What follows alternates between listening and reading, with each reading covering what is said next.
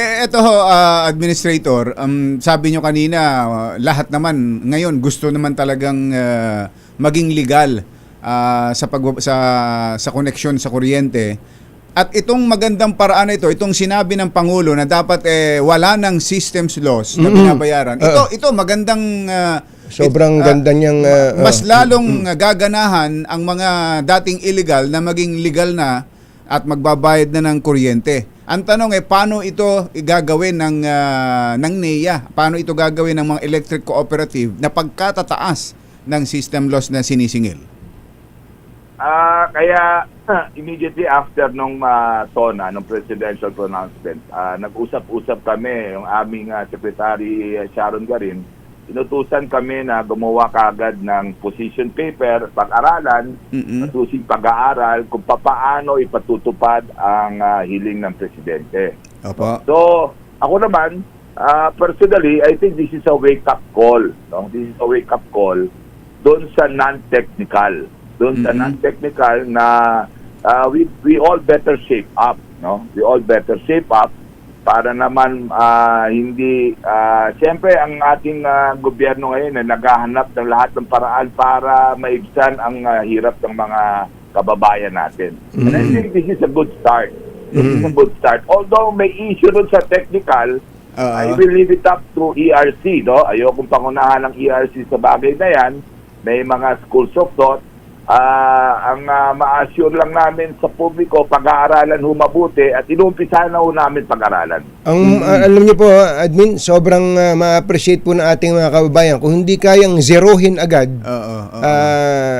Hindi kayang zerohin kahit na yung utay-utay ang pagbawas. Halimbawa, 50% sa unang bagsak. Sa unang bagsak ng kung dati magkano ilang percent sa iyo?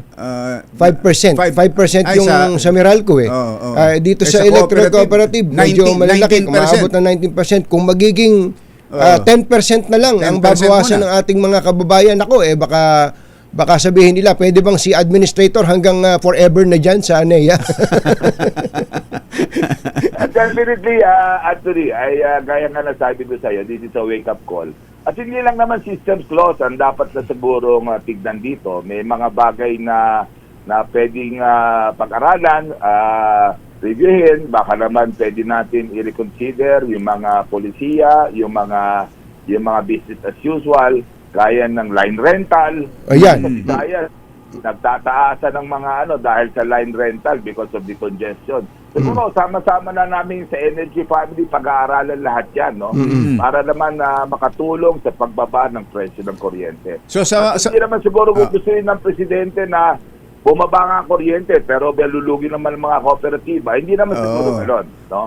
So lahat talaga kailangan na pagtibayin ng pag-aaral at siyempre kailangan ng mga kooperatiba ang tulong ng gobyerno. Sa tingin ninyo, Administrator, mga kailan o mga gaano katagal bago maramdaman ng mga malasap ng mga konsumidor ng mga electric cooperative yung utos na ito ng Pangulo? Mahirap ako magbigay ng timeline, Jerry Anthony. But what I can assure the public, the Energy Family, are all hands on deck. All hands on deck paano mai-deliver ang presidential pronouncement. No? Within the year ho ba kaya? Within the year kaya ho ba? Tingin ko naman kapag nagsama-sama at nag-usap-usap, baka naman kahit papano may maiibsan at may mababawas sabi nga ni Anthony, kahit paunti-unti. Yes. At kung may bibigay natin ng buo, bakit hindi? Yes. At kailangan pag-aralan